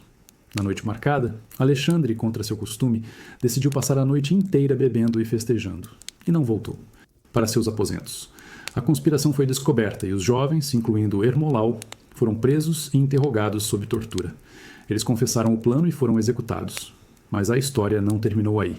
Durante o interrogatório, eles implicaram seu mentor, o filósofo Calístenes. Calístenes era sobrinho de Aristóteles, o antigo tutor de Alexandre, e atuava como o historiador oficial da campanha. Ele era um grego orgulhoso e um crítico ferrenho da adoção dos costumes persas por Alexandre, especialmente da exigência da prosquinesis, o ato de se prostrar. Calístenes havia se tornado uma voz de oposição intelectual dentro da corte.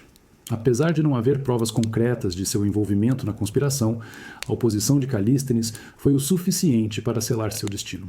Para Alexandre, quem não estava com ele, estava contra ele. O filósofo foi preso e, segundo as fontes, morreu na prisão, seja de doença ou por execução. A morte do sobrinho de Aristóteles chocou o mundo grego e marcou a ruptura final de Alexandre com seus ideais filosóficos de juventude. O rei, que um dia estudou ética e lógica com o maior pensador de seu tempo, agora torturava e executava homens com base em suspeitas. A pressão de governar um império vasto e a crença em sua própria divindade o estavam transformando. Ele estava cada vez mais isolado, cercado por bajuladores e pelo medo. É um retrato sombrio do poder absoluto. Mesmo o homem mais poderoso do mundo não está imune ao medo. E quando o medo se instala na mente de um rei, ele se torna um veneno que pode transformar amigos em inimigos e heróis em tiranos. Com a Ásia Central finalmente pacificada e sua paranoia momentaneamente aplacada, A mente insaciável de Alexandre se voltou para a próxima fronteira, o próximo limite do mundo conhecido, a Índia. Em 327 a.C., ele levou seu exército veterano, agora reforçado com tropas asiáticas, através das passagens montanhosas do Hindu Kush, entrando em uma terra que, para os gregos, era um lugar de mitos e maravilhas. Ele não foi recebido como um libertador. Os reinos e principados do Vale do Rio Hindu eram um mosaico de povos guerreiros, orgulhosos e independentes. A campanha na Índia foi uma série de cercos brutais e batalhas sangrentas contra cidades fortificadas e exércitos que lutavam com uma ferocidade que os macedônios não encontravam desde a Sogdiana. Alexandre, como sempre, liderava pelo exemplo, e foi em um desses cercos que ele foi gravemente ferido por uma flecha que perfurou seu pulmão. Ele sobreviveu, mas a ferida o assombraria pelo resto da vida. O maior desafio, entanto, ainda estava por vir. O mais poderoso dos reis indianos da região, o rei Poro, do reino de Paurava, decidiu enfrentar Alexandre. Poro era um gigante, um guerreiro lendário, e ele reuniu um exército formidável nas margens do rio Hidáspes. E ele tinha uma arma que os macedônios nunca haviam enfrentado em grande escala, uma arma que causava terror até nos soldados mais corajosos, os elefantes de guerra. 200 elefantes, blindados e com torres de arqueiros em suas costas, formavam uma muralha viva e aterrorizante na linha de frente do exército de Poro. Cavalos têm pavor do cheiro e do barulho de elefantes, o que tornava a poderosa cavalaria macedônica quase inútil em um ataque direto. As falanges de infantaria, com suas longas lanças, seriam simplesmente pisoteadas e esmagadas por aquelas fortalezas ambulantes. O rio Hidáspes, inchado pelas chuvas de monção, tornava a travessia ainda mais perigosa. Alexandre se viu diante de um dos maiores desafios táticos de sua carreira. Ele estava preso, com um rio intransponível à sua frente e um exército aterrorizante do outro lado. Qualquer general comum teria recuado. Mas Alexandre não era um general comum. Ele passou semanas acampado, movendo suas tropas para cima e para baixo ao longo do rio, fingindo travessias em diferentes pontos para confundir e cansar Poro. Era um jogo de xadrez mortal, com o destino da Índia em jogo. Ele precisava encontrar uma maneira de cruzar o rio sem ser detectado e neutralizar a ameaça dos elefantes. A Batalha do Hidáspes seria sua última grande obra-prima tática, uma demonstração final de sua genialidade militar contra o inimigo mais formidável que ele já havia encontrado. A questão era: a coragem e a inteligência de um homem poderiam superar o poder bruto de 200 monstros? A solução de Alexandre para o impasse no rio Hidáspes foi uma obra de engano e audácia. Depois de semanas de manobras para confundir o rei Poro, ele deixou parte de seu exército no acampamento principal, com ordens para fazer muito barulho e manter as fogueiras acesas, criando a ilusão de que todo o exército ainda estava lá. Enquanto isso, sob o manto de uma noite de tempestade, Alexandre e uma força de elite marcharam secretamente por quase 30 quilômetros rio acima. Em um ponto de travessia escondido, eles cruzaram o rio furioso em barcos improvisados. A operação foi arriscada e caótica, mas ao amanhecer, Alexandre e sua força de ataque estavam do mesmo lado do rio que o exército indiano, pegando Poro completamente de surpresa. O rei indiano, ao perceber o que aconteceu, cometeu um erro. Ele dividiu suas forças enviando parte de seu exército para interceptar Alexandre, enquanto o resto permanecia para vigiar o acampamento principal. Alexandre esmagou essa primeira força, e então se voltou para o exército principal de Poro. A batalha que se seguiu foi uma das mais sangrentas e terríveis de toda a campanha. Os elefantes de guerra, inicialmente, causaram pânico e devastação nas fileiras macedônias, mas Alexandre tinha um plano. Ele ordenou que sua infantaria não atacasse os elefantes de frente, mas os cercasse, atacando suas patas e seus condutores com lanças e dardos. Os animais, feridos e em pânico, ficaram incontroláveis, pisoteando tanto soldados macedônios quanto indianos. Enquanto a infantaria lidava com os elefantes, a cavalaria de Alexandre, superior à indiana, flanqueou e envolveu completamente o exército de Poro. A batalha se tornou um massacre. No final, o exército indiano foi aniquilado. Mas o rei Poro, mesmo com seu exército destruído, se recusou a fugir. Montado em seu elefante de guerra pessoal, ele continuou lutando, ferido 9 vezes, até ser finalmente cercado e persuadido a se render. Alexandre, profundamente impressionado com a coragem de seu oponente, mandou trazê-lo à sua presença. Ele perguntou ao gigante indiano como ele desejava ser tratado. A resposta de Poro foi simples e majestosa: "Trate-me como um rei." Alexandre, admirado pela nobreza do homem que quase o derrotou, não apenas o tratou como um rei, mas fez algo ainda mais extraordinário. Ele devolveu a Poro seu reino e ainda adicionou mais territórios a ele, tornando-o um aliado valioso. A Batalha de Hidáspes foi a vitória mais custosa de Alexandre, mas também a que revelou seu maior respeito por um inimigo. Em Poro, ele encontrou um espírito tão régio quanto o seu. É um lembrete poderoso de que, às vezes, a maior conquista não é derrotar um adversário, mas ganhar sua lealdade e admiração. Mesmo após a vitória sangrenta sobre Poro, a sede de conquista de Alexandre não tinha fim. Ele ouvira histórias sobre terras ainda mais ricas para o leste, sobre o poderoso Império Nanda e o grande rio Ganges. Para ele, o mundo não terminava ali. Ele queria continuar, marchar até o Oceano Oriental. O fim do mundo, o limite de tudo. Ele estava convencido de que, após mais uma grande campanha, ele teria conquistado tudo o que havia para ser conquistado. Mas pela primeira vez em sua jornada, Alexandre encontrou um inimigo que ele não podia derrotar com táticas geniais ou cargas de cavalaria. A exaustão de seus próprios homens. O exército macedônio estava na estrada há quase uma década. Eles haviam marchado mais de 17 mil quilômetros, lutado em dezenas de batalhas e cercos, cruzado desertos e montanhas e sofrido com doenças, fome e ferimentos. Eles estavam esgotados, física e psicologicamente. Eles sentiam falta de casa, de suas famílias, da vida que haviam deixado para trás. A Índia, com suas chuvas de monção intermináveis, seu calor úmido e suas doenças estranhas, parecia um inferno sem fim. Os rumores sobre os exércitos que os esperavam do outro lado do rio eram aterrorizantes.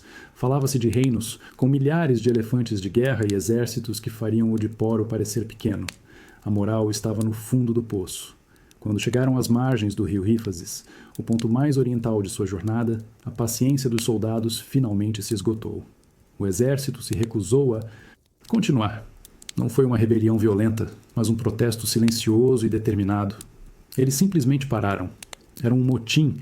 Alexandre ficou furioso e incrédulo. Ele, o filho de Zeus Amon, o conquistador invencível, estava sendo desafiado por seus próprios homens.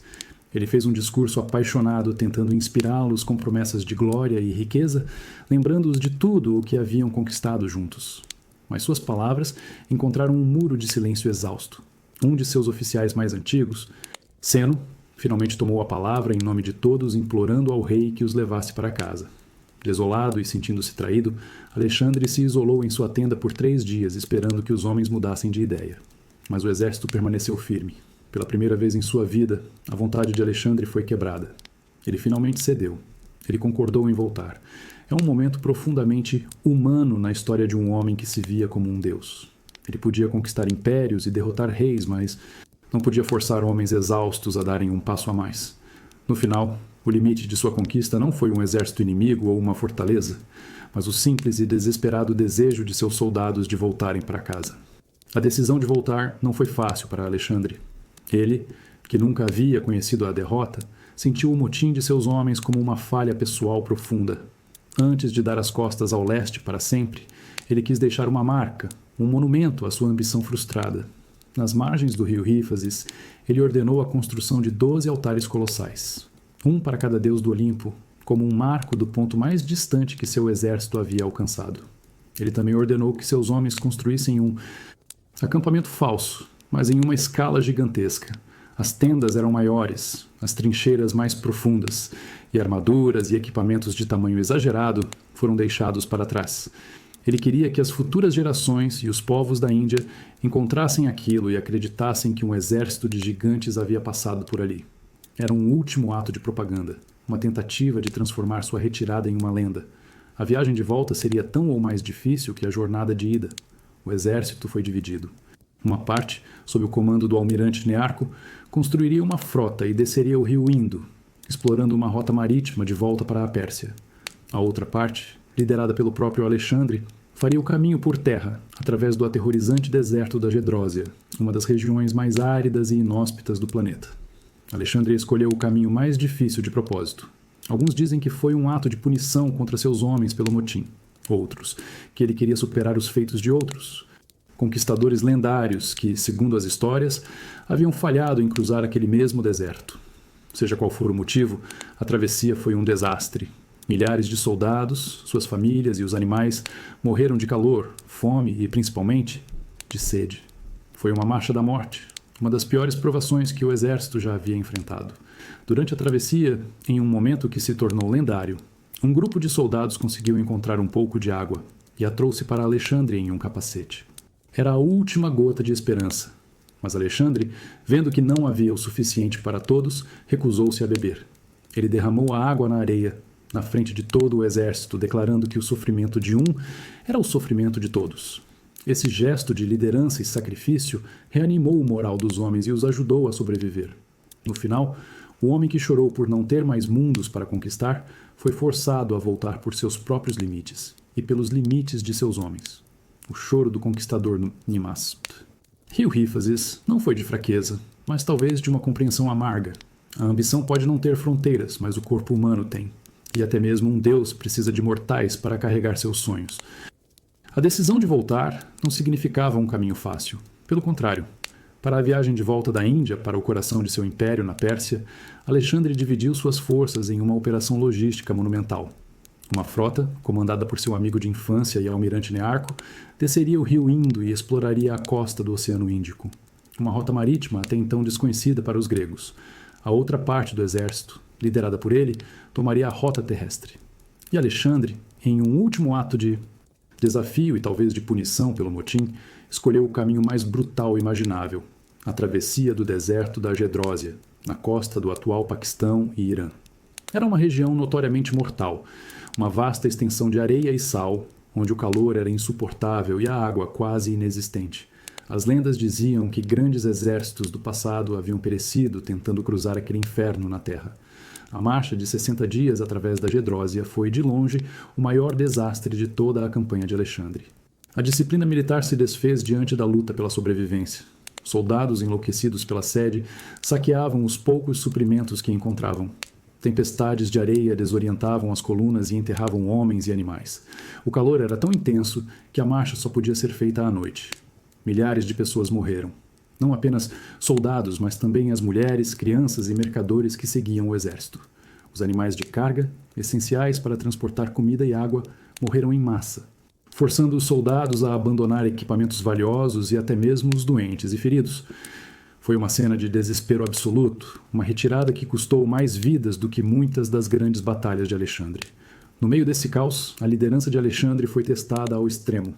Ele se recusou a usar qualquer transporte, marchando a pé com seus soldados, compartilhando de seu sofrimento. O famoso episódio em que ele derramou a pouca água que lhe foi oferecida na areia não foi apenas um gesto simbólico. Foi um ato que, segundo as fontes, deu aos homens a força para continuar, mostrando que seu rei sofria com eles. Quando os sobreviventes finalmente emergiram do deserto, esqueléticos e traumatizados, eles eram uma fração do exército que havia entrado. A travessia da Gedrósia foi uma ferida terrível no orgulho do exército invencível. Ela mostrou que o maior inimigo de Alexandre não era um rei ou um exército, mas a própria natureza, uma força que não podia ser derrotada pela tática ou pela coragem.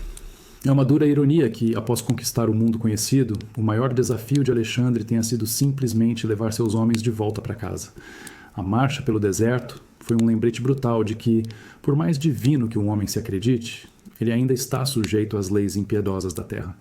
Após a travessia infernal do deserto, Alexandre e os sobreviventes de seu exército finalmente retornaram ao coração de seu império.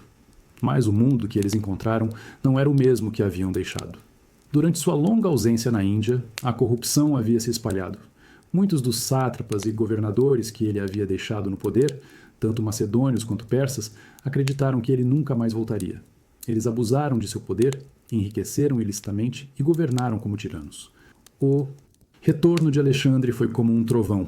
Ele iniciou um expurgo implacável, executando governadores corruptos e restaurando a ordem com mão de ferro. Ele precisava mostrar que, apesar da desastrosa retirada, seu controle era absoluto. Mas, para além da punição, ele tinha um plano muito maior em mente. Seu sonho de fundir as culturas do Ocidente e do Oriente, de criar um império unificado, tornou-se sua principal obsessão. Para colocar esse plano em prática, ele organizou um evento espetacular na cidade de Susa, um casamento em massa. Em uma cerimônia grandiosa, Alexandre se casou com 2 princesas persas, uma filha de Dário III e outra de um rei anterior. Mas ele não parou por aí. Ele forçou, ou fortemente encorajou, cerca de 80 de seus generais e oficiais mais graduados a se casarem com mulheres da nobreza persa. Milhares de soldados macedônios também foram incentivados com generosos dotes a se casarem com mulheres locais. O objetivo era criar literalmente uma nova geração, uma nova elite governante que fosse meio macedônia, meio persa. Para os macedônios, no entanto, isso foi visto como mais uma humilhação, mais uma tentativa de forçá-los a se tornarem bárbaros. O ressentimento, que já era grande, atingiu o ponto de ebulição. Isso levou a um novo e perigoso motim em uma cidade chamada Opis. Dessa vez, os veteranos macedônios, ao ouvirem que Alexandre planejava enviá-los de volta para casa e substituí-los por novos recrutas persas, explodiram em raiva.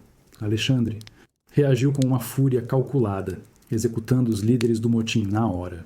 Mas depois, em um golpe de gênio emocional, ele fez um discurso comovente, chorando e chamando os macedônios de parentes, lembrando-os de tudo o que passaram juntos. A reconciliação foi dramática e selada com um grande banquete de união. Alexandre havia pacificado seu exército mais uma vez, mas a fissura entre sua visão de um império cosmopolita e o orgulho nacionalista de seus homens nunca foi totalmente curada. Ele sonhava com um mundo sem fronteiras, onde gregos e persas fossem iguais. Mas talvez esse fosse um sonho grande demais, até mesmo para ele. É difícil construir uma ponte entre dois mundos quando as pessoas em ambos os lados ainda se veem como inimigos. No outono de 324 a.C., enquanto estava na cidade de Ecbátana, Alexandre sofreu o golpe mais devastador de sua vida. Não foi em um campo de batalha, nem por uma conspiração. Foi uma perda pessoal, que o quebrou de uma forma que nenhum exército jamais conseguiu. Seu amigo mais próximo, seu companheiro de toda a vida, seu segundo em comando, Hefestion, ficou doente. Hefestion era o Pátroclo para o Aquiles de Alexandre. Eles cresceram juntos, estudaram com Aristóteles juntos, sonharam com a conquista do mundo juntos. Hefestion era a única pessoa que entendia Alexandre completamente. Seu confidente, seu alter ego. A famosa história de quando a mãe de Dário se confundiu e se prostrou diante de Hefestion, e Alexandre disse: "Ele também é Alexandre", revela a profundidade de sua ligação. A doença de Hefestion, provavelmente febre tifoide, agravou-se rapidamente. Alexandre estava assistindo a jogos em um estádio quando recebeu a notícia de que seu amigo estava piorando.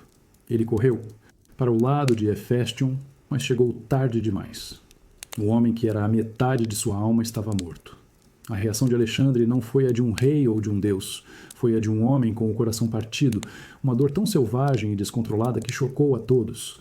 Ele se jogou sobre o corpo do amigo, chorando e gritando por horas, recusando-se a deixá-lo. Ele cortou os próprios cabelos em sinal de luto, assim como Aquiles fizera por Pátroclo na Ilíada. A dor se transformou em uma fúria sombria. Ele mandou executar o médico que cuidou de Hefestion, acusando-o de negligência. Ele ordenou um luto oficial em todo o império, proibindo qualquer tipo de música ou celebração. As crinas e caudas de todos os cavalos do exército foram cortadas, e as ameias das muralhas das cidades vizinhas foram derrubadas, como se o próprio mundo devesse mostrar sua tristeza. Alexandre enviou mensageiros ao oráculo de Siwa, o mesmo que o declarou filho de um deus, para perguntar se Hefestion poderia ser adorado como uma divindade. A resposta foi que ele poderia ser honrado como um herói divino. Alexandre então começou a planejar uma pira funerária para seu amigo em Babilônia, um monumento tão colossal e caro que seu custo seria equivalente a bilhões de dólares hoje. A morte de Hefestion marcou o início do fim para Alexandre. Ele perdeu o equilíbrio, a âncora que o mantinha conectado à sua própria humanidade.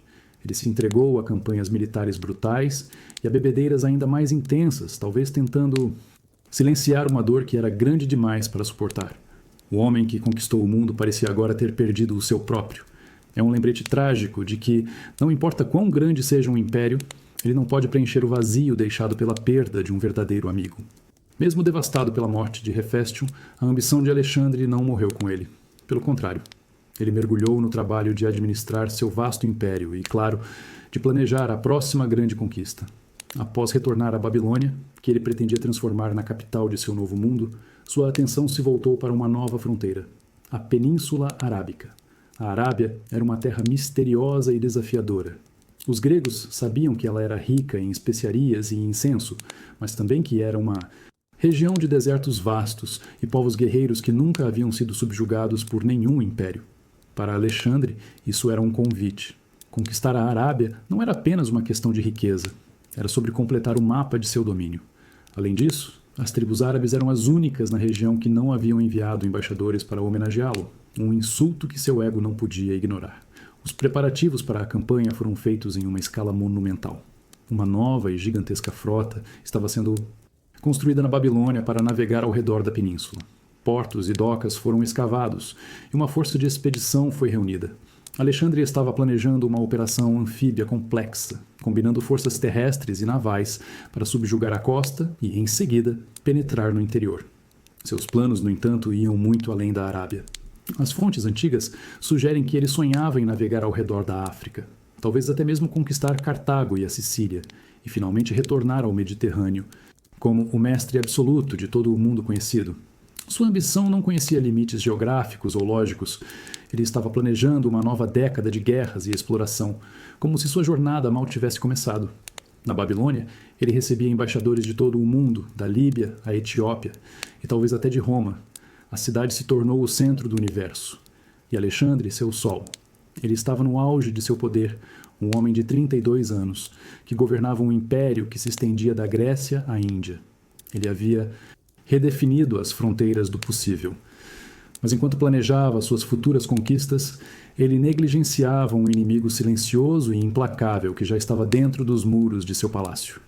A mesma força que havia levado seu melhor amigo, Hefestion, estava agora à espreita, esperando o momento certo para atacar.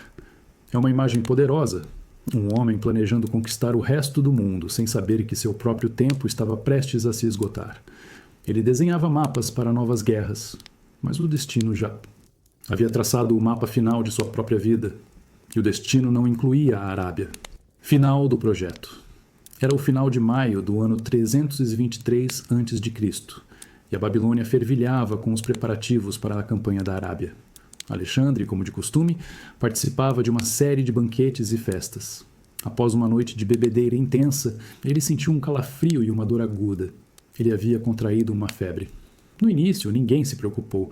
Alexandre era visto como invencível, quase imortal. Ele havia sobrevivido a inúmeras feridas de batalha, incluindo uma flecha no pulmão. Uma simples febre não parecia uma ameaça, mas desta vez era diferente. A febre não cedia, pelo contrário, piorava a cada dia. Ele ficava cada vez mais fraco, incapaz de se levantar da cama. As notícias sobre a saúde do rei se espalharam, e a ansiedade tomou conta da cidade e do exército. Os generais se reuniam em seu quarto, mas Alexandre, delirante e com dificuldade para falar, já não conseguia dar ordens claras. Os soldados macedônios, temendo o pior, exigiram ver seu rei. Em um último esforço, ele foi carregado para uma sala onde seus homens puderam passar por ele, em fila, em um desfile silencioso e comovente. Ele não conseguia falar, mas reconhecia seus velhos companheiros com o olhar. A causa exata da morte de Alexandre é um dos maiores mistérios da história. As teorias são muitas: malária, febre tifoide, envenenamento pelo álcool ou até mesmo um assassinato lento e deliberado por um de seus generais. Nunca saberemos com certeza. O que sabemos é que após cerca de 10 dias de agonia, seu corpo finalmente cedeu. Em seus momentos finais, seus generais se reuniram ao seu redor e fizeram a pergunta que decidiria o futuro do mundo: a quem você deixa seu império? As fontes divergem sobre sua resposta. Alguns dizem que ele sussurrou toi kratistoi, que em grego significa ao mais forte ou ao mais digno. Outros dizem que ele estava fraco demais para falar e que essa resposta foi uma invenção posterior para justificar a guerra que se seguiria. Em 10 ou 11 de junho de 323 a.C., Alexandre, o Grande, o conquistador do mundo conhecido, o filho de Zeus Amon, o rei da Macedônia e da Pérsia, o faraó do Egito, morreu. Ele tinha apenas 32 anos. Sua morte não foi como a de um herói da Ilíada caindo gloriosamente em batalha. Foi uma morte lenta, febril e talvez solitária, em uma cama, na cidade que ele havia escolhido para ser o coração de seu império. O homem que viveu a vida mais extraordinária que se possa imaginar teve um fim dolorosamente comum. A chama que queimou com tanto brilho por tanto tempo de repente se apagou, e com ela, a luz que guiava seu mundo mergulhou na escuridão e no caos. A morte de Alexandre não trouxe paz, Trouxe uma pergunta aterrorizante, sussurrada nos corredores do Palácio da Babilônia e nos acampamentos militares. E agora? O império mais vasto que o mundo já vira, forjado pela vontade de um único homem, estava de repente sem seu mestre. O conquistador não havia deixado um herdeiro claro e adulto para assumir o comando. O caos foi imediato, mas silencioso no início. Havia 2 possíveis herdeiros, ambos problemáticos. Sua esposa, a princesa de Bactria, Roxana, estava grávida, mas o filho, se fosse homem, ainda não havia nascido e seria meio bárbaro aos olhos dos macedônios. Havia também o meio-irmão de Alexandre, Filipe Arrideu, mas ele era considerado mentalmente incapaz de governar. O império era um navio gigante à deriva sem capitão. Foi nesse vácuo que as últimas palavras de Alexandre, verdadeiras ou não, ecoaram como uma profecia e uma maldição, para o mais forte. Para seus generais, homens de ambição monumental, forjados em uma década de guerra e conquista. Aquelas palavras não eram um enigma, eram um convite, uma licença para lutar. A guerra pelo mundo estava prestes a recomeçar, mas desta vez os inimigos seriam os próprios irmãos de armas. Inicialmente, eles tentaram manter a ficção de um império unido, governando em nome dos 2 herdeiros simbólicos, mas a amizade forjada em batalha não resistiu à tentação do poder absoluto. Os generais, conhecidos como os diádocos, ou sucessores, começaram a dividir o império entre si, não como administradores, mas como senhores. Ptolomeu, um dos mais astutos, garantiu para si o Egito. Seleuco ficou com o vasto coração do império na Ásia. Antígono, o caolho, tentou controlar tudo. O que se seguiu foram 40 anos de guerra quase ininterrupta, uma luta brutal entre os homens que antes lutaram lado a lado. A família de Alexandre, que deveria herdar tudo, foi sistematicamente eliminada nessa briga de titãs. Sua mãe, a implacável Olímpia, foi executada. Sua esposa, Roxana, e seu filho, o pequeno Alexandre IV, que deveria ter sido o rei do mundo, foram aprisionados e assassinados antes que o menino pudesse se tornar uma ameaça. O sangue do conquistador foi apagado da história. O Império Unido que Alexandre construiu com a espada desmoronou no momento em que ele morreu. Seu sonho de um mundo fundido, uma mistura de Oriente e Ocidente, não se realizou da forma como ele imaginou, mas paradoxalmente foi sua morte que deu à luz o mundo helenístico. De suas cinzas nasceram vários reinos governados por dinastias gregas, que espalharam a língua, a arte e a cultura grega do Egito ao Afeganistão por séculos. No fim, o legado de Alexandre não foi o império que ele uniu, mas o mundo que ele, sem querer, dividiu. Ele conquistou o mundo, mas não pôde controlar o que viria depois. E talvez essa seja a lição final de sua vida. Nenhum homem, por maior que seja, é mais forte que o próprio futuro.